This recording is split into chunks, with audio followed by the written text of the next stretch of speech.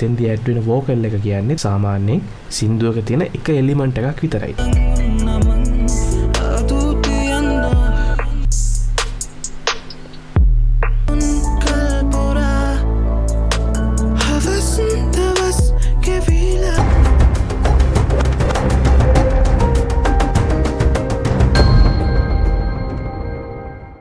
අද මම කතා කරන්න හිතුවා මික්සිං සම්බන්ධව. මොකක්ද මික්සිං කියන්නේ? ඇයි මික්සිං කරන්නේ? අපි මොනවද ඒකේ සිද්ධ වෙන්නේ?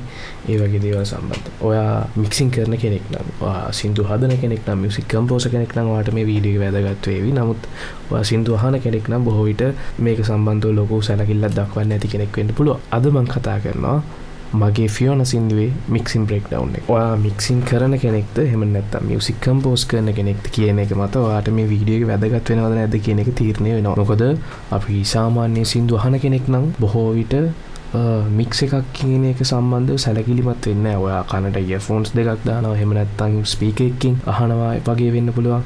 සාමාන්‍ය සින්දුවක් අහනවා. අපිට ඒ ඇහෙන සින්දුව ඇහුනහම ඇති එතනින් හැර දෙයක් අවශ්‍ය වෙන්නේ. ඒක නිකන් හරියට ඔයා කාර් එකක් පදිනවා, ඔයාට ඒ කාර් එක හැදිච්ච හැටි ඔක්කොම දැනගන්න අවශ්‍ය නැහැ වගේ දෙයක්. නමුත් ඔයා සින්දු හදන කෙනෙක් නම් ඔයාට මේ වීඩියෝ එක වැදගත් වෙයි කියලා මම හිතනවා. සින්දු හදන එකේ ප්‍රොසෙස් එක කොයි වගේද කියන එක. අපි ඉස්සෙල්ලාම චූටි අධ්‍යාපනික කාරණාවක් එක්ක පටන් ගමු. කොහොමද සින්දුවක් හැදෙන්නේ? අපි සින්දුවක් හදනකොට ඒකේ ප්‍රධාන වශයෙන් ස්ටේජස් කිහිපයක් පහු වෙනවා. පළවෙනි එක තමයි යම් කිසි රයිටර් කෙනෙක් විසින් සින්දුව ලියනවා සහ යම් කිසි කම්පෝසර් කෙනෙක් විසින් ඒකට මෙලඩි එක දානවා. එහෙම නැත්නම් ඒකට තනුවක් යොදනවා. එතකොට සින්දුවක අයිතිය එහෙම වෙන්නේ ඔන්න ඔය කියන දෙන්නට. ඒක ගායනා කරන කෙනාට නෙවෙයි. සින්දුවේ තනුව යොදන කෙනා සහ ඒක ලියන කෙනා. ඊට පස්සේ ඔතනින් ආරම්භ වෙනවා මේක සින්දුව පී අර තනුවක් එක්ක තියෙන පොඩි මෙලඩි එකක් එක්ක තියෙන වචන ටිකක් වෙනකොට ඒක නිර්මාණයක් දක්වා වර්ධනය වෙන ක්‍රියාවලිය. හරියට නිකන් ඒක කේක් එකක් හදනවා වගේ. අපි කේක් එකට ඕන අමුද්‍රව්‍ය ටික ඉස්සෙල්ලාම ලෑස්ති කරගෙන ඊට පස්සේ කේක් එක හදන ප්‍රොසෙස් එක කරනවා. ඒ හදන ප්‍රොසෙස් එක තමයි අපි කරන්නේ ඔය කියන කම්පෝසින් වැඩේදී. අපි වයලින් ඇඩ් කරනවා, පියානෝස් ඇඩ් කරනවා, ඊට පස්සේ බේස් ගිටාර් ඇඩ් කරනවා වෙන්න පුළුවන්. ගිටාර් ඇඩ් කරනවා. එතකොට එතෙන්දී ඇඩ් වෙන වෝකල් එක කියන්නේ සාමාන්‍යයෙන් සින්දුවක තියෙන එක එලිමන්ට් එකක් විතරයි. ඒ කියන්නේ දැන් අපි ආසියාතික රටක් විදිහට සිංගර්ස්ලා අපි ගොඩාක් ප්‍රොමිනන්ට් කරාට එහෙම නැත්නම් ගොඩාක් සිංගර් කෙනෙක් කියන එක්කෙනාමත් තමා මේ සින්දුව රඳා පවතින්නේ කියලා කිව්වට අපි මියුසික් හදනකොට එයාලට සලකන්නේ සාමාන්‍යයෙන් වෙනත් ඉන්ස්ට්‍රුමන්ට් එකකට සලකන ආකාරයකටම තමයි. මොකද අපිට සින්දුවක තියෙනවා නම් එක එක අපි හිතමු උදාහරණයක් විදිහට ඉන්ස්ට්‍රුමන්ට් වර්ග 5ක් කියලා. ඒ වගේ එක ඉන්ස්ට්‍රුමන්ට් එකක් තමයි වෝකල් එක කියන්නේ. කොහොම හරි ඔය විදිහට නිර්මාණය කරගන්න අපි ඒකට කියන මියුසික් කම්පෝස් කරනවා කියලා. ඔය කම්පෝස් කරපු ටික හරි පදමට දාලා එහෙම නැත්නම් අපි හරි අනුපාතයට දාලා උස් පහත් කරලා සද්ද අඩු වැඩි කරලා සද්ද ලස්සන කරලා ඔයාලට ඇහෙන්න ඕන නැති තැන් අයින් කරලා ඇහෙන්න ඕන දේවල් ටික විතරක් තියලා සහ ඊට අමතරව අපි තව නිර්මාණය කරනවා එක එක ශබ්ද පිට හිතෙනවා මේ දේවල් ඔයාලට කන් දෙකට ඇහුනොත් හොඳයි කියලා. ඒ වගේ දේවල් ඇඩ් කරලා ඔය හදන ප්‍රොසෙස් එකට තමයි අපි කියන්නේ මික්ස් කරනවා කියලා. ඒක නිකන් හරියට අර කේක් එකේ කතාවේ කියනවා වගේ මේ රෙසිපි එක හරියට අරගෙන හරිම අනුපාතයට මේ බඩු ටික දාලා එකට එකතු කරලා කලවම් කරලා oven එකට දානවා වගේ වැඩක් තමයි මික්සින් කරනකොට සිද්ධ වෙන්නේ. සාමාන්‍යයෙන් ගායකයෙකුගේ අපි කොච්චර එයාව වෝකල් සෙෂන් එකකට අරගෙන සින්දුව ගායනා කරත් පැය ගාණක් ඒකේ තව හදන්න දේවල් ටිකක් ඉතුරුලා තියෙනවා. ඔයාලට ඇහෙන්න ඕනේ නැති දේවල් ටිකක් තියෙනවා. සහ ඊට අමතරව අනිත් ඉන්ස්ට්‍රුමන්ට් ඒව ඇහෙන්න ඕන විදිහක් තියෙනවා. ඔයාලා හෙඩ්ෆෝන් එකක් දාපුවාම ඒක සරලවම කියනවා නම් ඒක ලස්සනට රවුමට ඇහෙන්න ඕන, වටෙන් ඇහෙන්න ඕන. ඔය වගේ දේවල් කරන එක තමයි අපි මික්සිං වලදී කරන්නේ. එතකොට මේක බොහෝ වෙලාවට අපිට කියන්න බෑ 100%ක්ම ක්‍රියේටිව් වැඩක්. ක්‍රියේටිව් වැඩක් එක්ක ඒකේ පොඩි ඉන්ජිනියරින් පාර්ට් එකකුත් තියෙනවා. ඒ දෙකම එකතුවක් විදිහට තමයි මික්සිං ක්‍රියාත්මක වෙන්නේ. ඒ කියන්නේ ඒක ඇතුලේ තියෙන පොඩි ටෙක්නිකල් කැලල සහ ක්‍රියේටිව් කැලල. ඔය දෙකම එකතු වුනහම තමයි හොඳ මික්ස් එකක් එන්නේ. එතකොට ඔය මික්ස් කරාට පස්සේ සින්දුවේ මික්සිං සෙෂන් එක ඉවරුනාට පස්සේ ඊළඟට අපි කරන්නේ මාස්ටරින් වලට එන එක. මාස්ටරින් කියන්නේ සාමාන්‍යයෙන් අපි මේ ලෝකේ පිළිගත් එක සම්මත තියනවානේ. අපි වාහනයක් හදනකොට වුණත් ඒවට තියෙනවා එක එක සේෆ්ටි ගයිඩ්ස් තියෙනවා නම් මනම් ඒක නිකන් අපිට හිතුමතේට වාහනයක් හදලා පාරට දාන්න බෑ. එක එක ගයිඩ්ලයින්ස් තියෙනවා. ඒ වගේ අපි සින්දුවක් හදද්දිත් ඒක විවිධ ප්ලැට්ෆෝම්ස් වල දානකොට උදාහරණයක් විදියට YouTube, Spotify, Apple Music, Amazon, Hulu ඔය වගේ විශාල ප්ලැට්ෆෝම්ස් ප්‍රමාණයක් තියෙනවානේ. ඕවට මේ ගීත ඇතුළත් කරනකොට අපිට සිද්ධ වෙනවා යම් එයාලගේ නීති රීතීන් වලට අනුගත වෙන්න ඒක qualities maintain කරන්න. අන්න ඔය කියන විදිහට එක්තරා විදිහක සම්මත ක්වොලිටි එකකට මේ අපි තියෙන ඔඩියෝ එක අරන් එන එක තමයි අපි මාස්ටරින් වලදී කරන්නේ. අපි එතකොට ඒකේ මේන්ටේන් කරන්න ඕන ලවුඩ්නස් එකක් තියෙනවා සහ අවසාන වශයෙන් අර අන්තිමේට කේක් එක අයිසිං කරනවා වගේ වැඩි කරන එක තමයි මාස්ටරින් වලදී සිද්ධ වෙන්නේ. ඔහොම තමයි සින්දුවක් හැදෙන්නේ. එතකොට අද මම කතා කරන්නේ මික්සිං සම්බන්ධව. මෙතනින් එහාට මේ කතා කරන දේවල් බොහෝ විට සාමාන්‍යයෙන්ම සින්දුවක් අහන කෙනෙක්ට විතරක් නම් නොතේරෙන්න පුළුවන්. නමුත් ඔයා ආසයි නම් මික්සිං ඉගෙන ගන්න මම පොඩි බ්‍රේක් ඩවුන් එකක් කරන්නම් කොහොමද ෆියෝනා සින්දුවේ මික්ස් එක සිද්ධ වුණේ කියලා. මම මෙතෙන්දී වෝකල් සම්බන්ධව අද ලොකුවට කතා කරන්නේ. අපි වෙනම දවසක වෝකල්ස් මික්සිං ගැන කතා කරමු. දැනට මම කතා කරනවා කොහොමද මේකේ ට්‍රැක් එක නිර්මාණය වුණේ කියලා. මම පළවෙනියටම කරන දෙයක් තමයි අපි සින්දුවක් කම්පෝස් කරගත්තට පස්සේ මියුසික් ටික හදාගත්තට පස්සේ මම ඒක එක්ස්පෝර්ට් කරගන්නවා මට පහසු විදිහට. මේ තියෙන්නේ ඒ විදිහට එක්ස්පෝර්ට් කරගත්තු ෆයිල්ස් ටික. එතකොට මේක තමයි සම්පූර්ණ සින්දුවේ තියෙන ට්‍රැක් එකේ එලිමන්ට්ස් ටික. පියානෝද, ගිටාර්ද, අනම්මනම් ඒ ටික. එතකොට ওই ටික තමයි මම මේ විදිහට මගේ ඩෝ එකට දාගෙන තියෙන්නේ. අපි ඩෝ එකක් කියන්නේ ඩිජිටල් ඔඩියෝ වර්ක් ස්ටේෂන් එකක්. එතකොට ඒකට දාගෙන තියෙන්නේ මෙන්න මේ විදිහට. ওই කියන ෆයිල්ස් ටික අපි නිකන් චුට්ටක් ඒවා එකක් දෙකක් වෙන වෙනම හදලා බලමු. ස්නෑර් එක, කික් එක, මේ තියෙන මේකේ බේස් ගිටාර් එක, පියානෝ,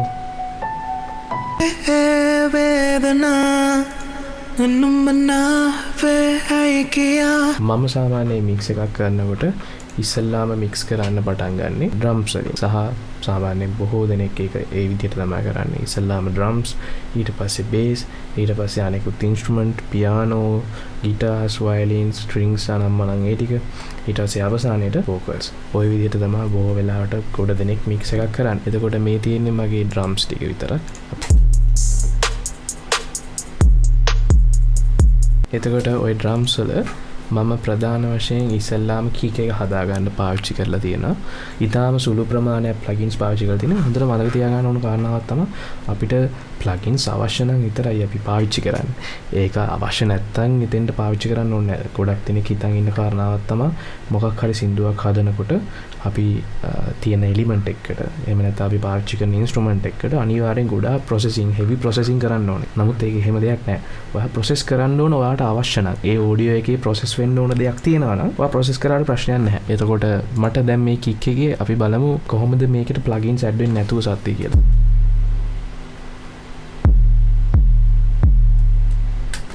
මේ ඇඩ් කරාට පස්සේ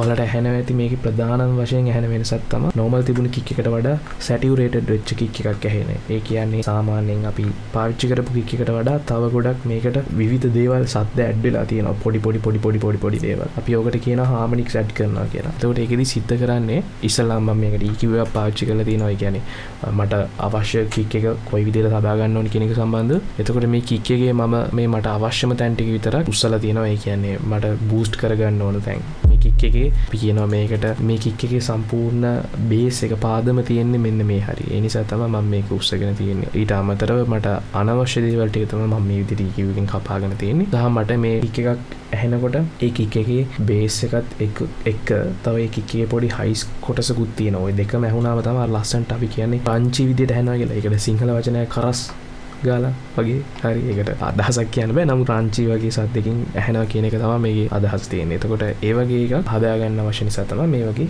කික් එකක් පාවිච්චි කරලා තියෙන්නේ. දැන් ගොඩක් දෙනෙක්ට එන්න පුළුවන් ප්‍රශ්නයක් තමයි ඇයි කික් එකක් තියෙන්නේ ලෝ සයිඩ් එකේ. එතකොට මෙතෙන්ට ලෝ කට් එකක් දාගෙන තියෙන්නේ. එහෙමයි. ඒ කික් එකට ලෝ කට් එකක් දාලා තියෙන්නේ මට එතන අනවශ්‍ය නිසා අයින් කරන්න ඕන වෙච්ච කොටසක් තිබුණා. ඒ ටික අයින් කරගන්න. නමුත් ඒ හැරුණාම නිකන් අපි පොදුවේ කතා කරොත් එහෙම දැන් අපේ කනට ඇහෙනන්නේ හර්ට්ස් 20 සිට 20000 දක්වානේ.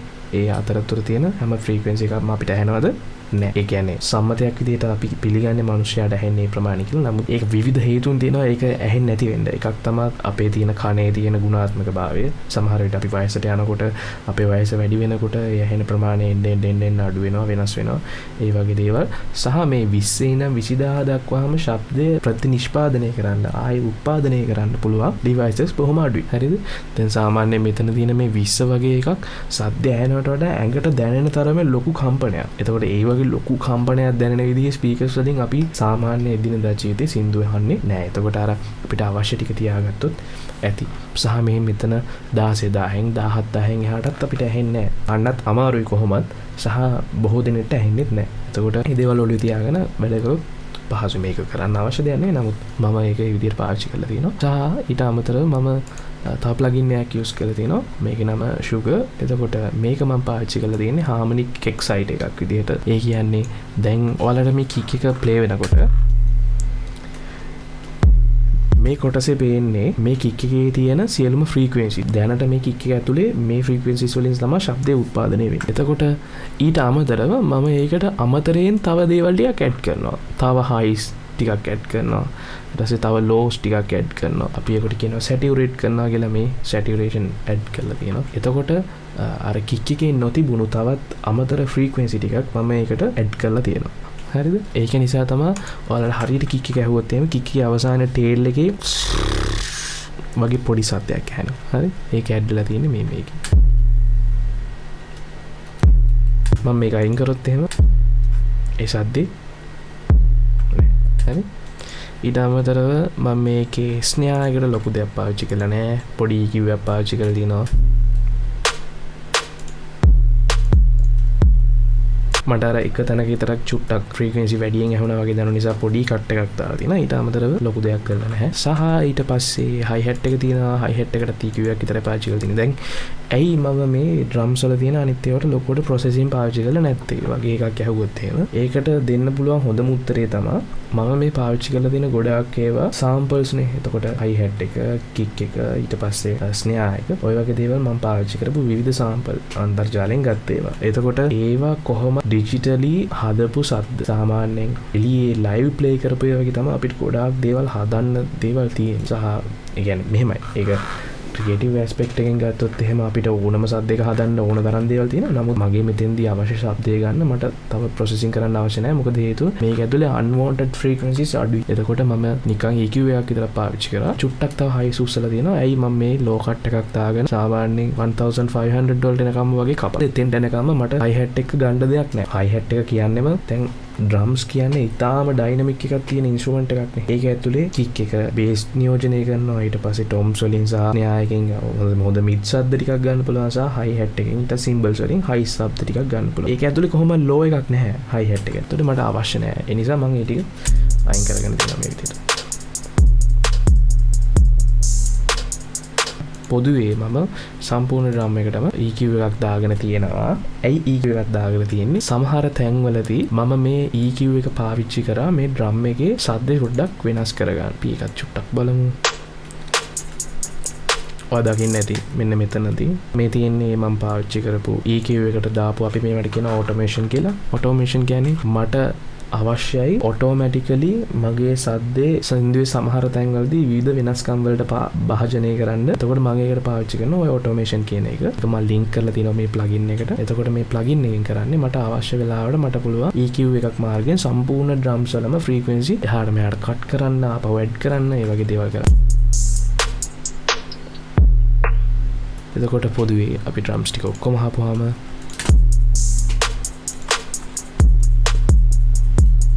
බේස් එක ප්‍රොසෙස් කරා. මම හදාගත්තු බේස් ටෝන් එකක් සින්තසයිසර් එකකින් මට අවශ්‍ය විදිහට ඉතාලම සරල බේස් එකක්. ඒ කියන්නේ අපි කියනවා සින්තසයිසර්ස් වල එක එක වේව්ස් වර්ග තියෙනවා. සයින් වේව් කියනවා, ට්‍රයැන්ගල් වේව් කියනවා, ස්ක්වෙයාර් වේව් කියනවා. හරිද? ඔය වගේ පොඩි ට්‍රයැන්ගල් වේව් එකක් අරගෙන හදපු බේස් ගිටාර් එකක් ඕක. එතකොට ඒකේ අර ලොකු කම්ප්ලිකේටඩ් බේස් එකක් නෙවෙයි, තාම සරල බේස් එකක්. නමුත් මේ ඩ්‍රම්ස් එක්ක මැච් වෙයි කියලා හිතුන නිසා තමයි බේස් එක ගත්තේ. මේ බේස් ගිටාර් එක EQ කරලා තියෙනවා. ඉතාලම සරල විදිහට ඕනම දෙයක තියෙනවා ෆන්ඩමෙන්ටල් ෆ්‍රීකවෙන්සි එකක්. ඒ කියන්නේ පදනම. අන්න ඒ ෆ්‍රීකවෙන්සි එක චුට්ටක් වැඩි කරලා තියෙනවා සහ හයිස් පොඩි ප්‍රමාණයක් වැඩි කරලා තියෙනවා. ඔයාලට ඇහෙනවා නම් ඒකේ ඩ්‍රම්ස් ප්ලේ වෙනකොට ඊට අමතරව ඩ්‍රම් එකේ කික් එක වදින තැන්වලදී විතරක් බේස් එක අඩු වෙලා යනවා. මේ චූටි ස්ලොප් තියෙනවා පේනවා නම්.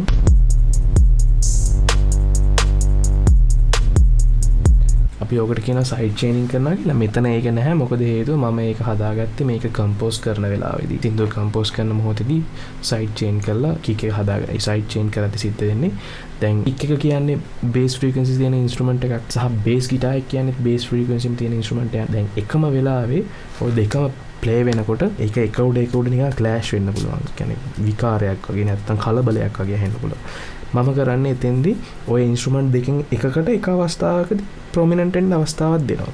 උදාහරණයක් විදිහට කික් එක වදින වෙලාවදී මම කමාන්ඩ් එකක් දෙනවා. මේ කික් එක වදින මොහොතේදී බේස් ගිටාර් එක ඔයා චුට්ටක් සද්ද අඩු කරගන්න. හැබැයි කික් එක වැදිලි ඉවරුනහම ආපහු ඔයාගේ තිබුණු මට්ටමට එන්න. එතකොට ඕක තමයි සයිඩ් චේනින් වලදී කරේ මෙතෙන්දී. තව ඒක ඊට වඩා තව ක්‍රියේටිව් දේවල් වලට පාවිච්චි කරන්න පුළුවන්. නමුත් ওই විදිහට තමයි ඒකේ සයිඩ් චේනින් කතන්දරේ සිද්ධ වුනේ. එතකොට අපි දැන් මේ බේස් ගිටාර් එක ඩ්‍රම් එක දෙකම අහුවොත් එහෙම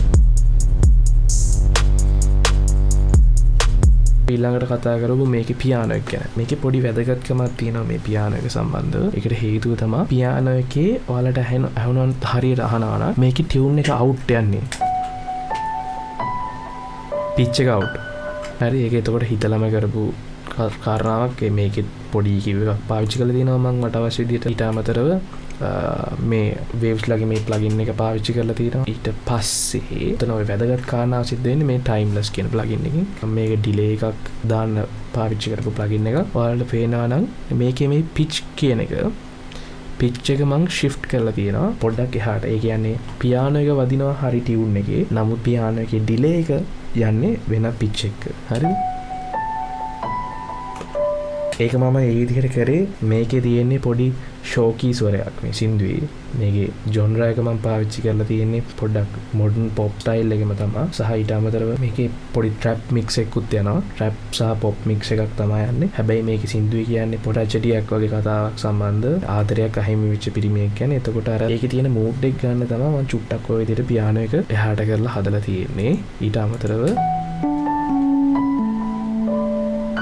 මේකේ මේ රොඩ්ස් වල අර අමුතු බෙල් සද්දයක් වගේ ඇහෙන එක නෝට් එකක් මට වැඩියෙන් ගන්න ඕන වෙච්ච නිසා තමයි මම මේ විදිහේ පොඩි මේ EQ එකේ එක තැනක් විතරක් උස්සලා තියෙන්නේ. ඊට අමතරව මම මේකට තව මේක මම පාවිච්චි කරනවා සද්දේ ඔටෝමේෂන් කරන්න එක එක විදිහවල වලට. එතකොට ඔයාලට පේනවා ඇති මේ මෙතන මේ විදිහට ඉන්ඩිකේටර් එකක් තියෙනවා.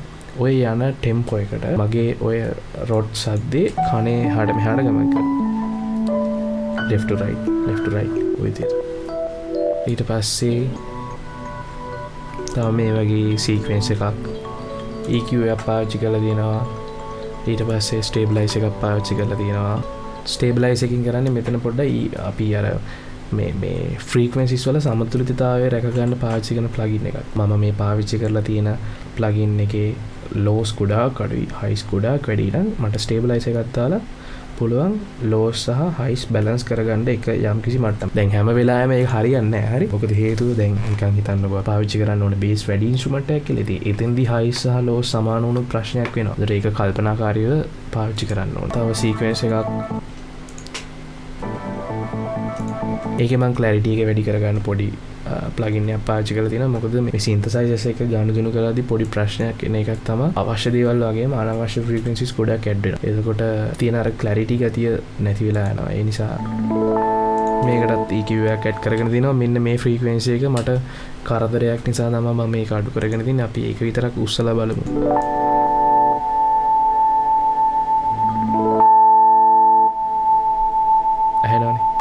හරිම කනට අමාරුයි. එතකොට ඒ වගේ දේවල් විතරක් අඩු කරගෙන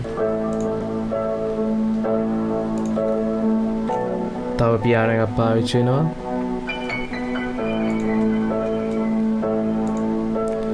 ඒකෙත් අර කිව්ව විදිහට පිච් එක එහාට කරගෙන දිනවා. අවුට් එක යන්නේ ටියුන් එක සහ මේ ප්ලගින් එක පාවිච්චි කරලා දිනවා. ඔය විදිහට තමයි සම්පූර්ණ ට්‍රැක් එකේ ප්‍රධාන එලිමන්ට් ටික පාවිච්චි වෙලා තියෙන්නේ. ගොඩක් ඉන්ස්ට්‍රුමන්ට් නැහැ. හරි. හැබැයි අර වෝකල්ස් වලට ලොකු ප්‍රමාණයක් පාවිච්චි වෙලා තියෙනවා. අපි වෝකල්ස් ටික දැනට මියුට් කරලා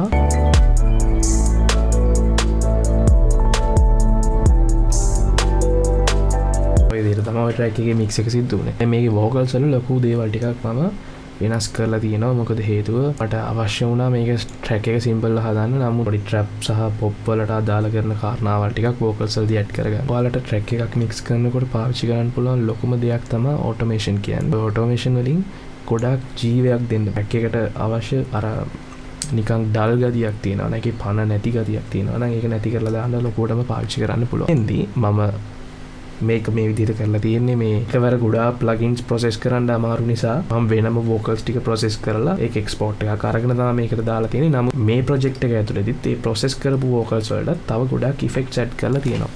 අපි ඉස්සෙල්ලා වෝකල්ස් ටික බලමු. හවස් දවස් කෙවිලා දිනත් සතිත් මැකිලා මේ තියෙන්නේ මගේ වෝකල් එකේ ටියුනින් හදලා ඊට පස්සේ EQ කරලා ප්‍රොසෙසින් වැඩ ටික කරාට පස්සේ එක්ස්පෝර්ට් කරපු වෝකල් එක. නමුත් මේකට effects නැත්නම් effects මොකුත් ඇඩ් කරලා නැහැ.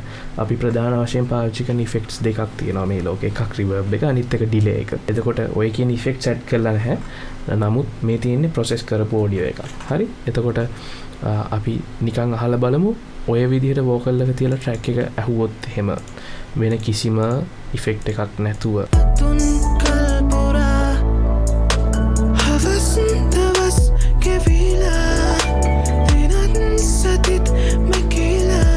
මේකේ පොඩි හිස් ගතියක් දැනෙනවා. එතකොට අපිට ඒකට එක එක විවිධ උපක්‍රම යොදා ගන්න පුළුවන්. මම පළවෙනියටම පාවිච්චි කරපු දෙයක් තමයි මේ කියන වෝකල් එකට මම ඇඩ් කරගෙන තියෙනවා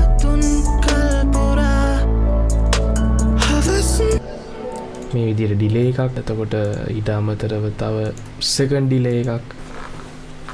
මම ඊටම ආස ඩිලේ ප්ලගින් එකක් මේක. තහ ඊට අමතරව තව රිවර්බ්. එතකොට මෙතෙන්දී මම මේ තුනක් පාවිච්චි කරන්නේ ඇයි? ඔයාලට පේනවා ඇති මේ වගේ වොලියුම් අඩු ලෙවල් එකක තියෙන්නේ. නමුත් මම සිංක් කරනකොට මේ වොලියුම් එහාට මෙහාට වෙනස්. එතකොට ඒ තියෙන්නේත් ඔය විදිහට ඔටෝමේෂන් කරපු එකක් තමයි. මේ තියෙන්නේ ඒ ඩිලේ එකේ ඔටෝමේට්. මේක හැදුවේ කොහොමද? මේක මම පාවිච්චි කරේ මගේ ඔය ඩිලේ එක මගේ කීබෝඩ් එකට කනෙක්ට් කරලා කියන්නේ ලින්ක් කරලා මම අතින් සින්දු අහන ගමන් නොබ් එකක් කරක ඩිලේ එක අඩු වැඩි කරලා තියෙනවා. එතකොට ඒ විදිහට එක ඩිලේ එකක් පාවිච්චි වෙනවා. හැම වෙලාවෙම තියෙන ඩිලේ එකක් තමයි මේක. මේක තමයි වෙනස් වෙන ඩිලේ එක. ඊට අමතරව රිවර්බ්. හවස් දවස් කෙවිලා දිනත් සතිත් මැකිලා ඔන්න ඒ ටික නැතුව තුන් කල්පුරා හවස් දවස් කෙවිලා දිනත් සතිත් මැකිලා රැහෙන්න තියෙන අමුතු නිකන් අමුතු සත්‍යයක්. එක්ටම් කෙපීර පීරා හරි මේ තියෙන්නේ ඒ සත්‍ය දෙක. ඔය තියෙන්නේ මොකක්ද? ඔය තියෙන්නේ දැන් මම මේ ප්‍රොසෙස් කරපු එකට ඇඩ් කරගෙන දිනවනේ රිවර්බ් ඩිලේ ඔය වගේ දේවල් ටික ඔය ඔක්කොම ඇඩ් කරගෙන ඉවරලා නැවත වතාවක් මම ඒ ඔඩියෝ එක එක්ස්පෝර්ට් කරලා ඒක රිවර්ස් කරලා ගත්ත සත්‍ය ටිකක්. ඒ කියන්නේ මමම සින් කරන එකේ රිවර්ස් ඇහෙන දේවල් ටිකක් තමයි ඔය තියෙන්නේ.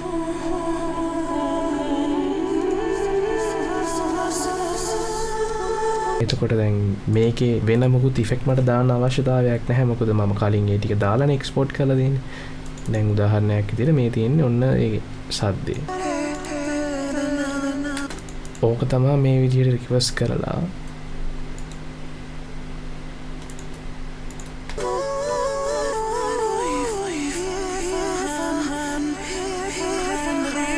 ඕක තමයි පාවිච්චි කරලා තියෙන්නේ මෙන්න මේ විදිහට.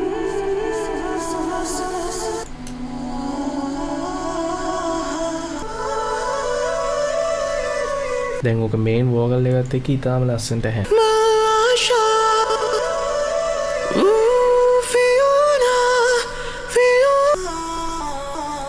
මේ මගේ වෝකල් එකම මේ රිවර්ස් කරපු එකක් නෙමෙයි.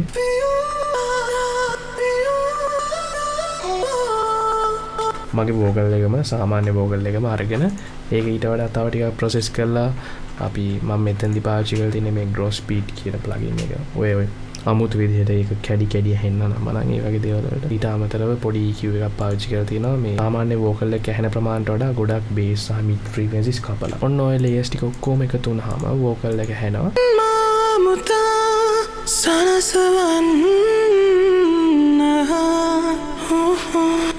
ඔය විදිහට තමයි මේකේ මික්ස් එක සිද්ධ වෙන්නේ. එතකොට සම්පූර්ණ සින්දුව මික්ස් එක ඉන්න මේ විදිහට තමයි ඇහෙන්නේ.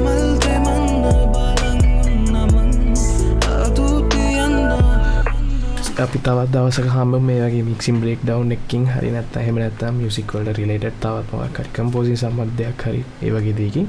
ඉතින් එතකන් සබ්ස්ක්‍රයිබ් කරලා තියාගන්න.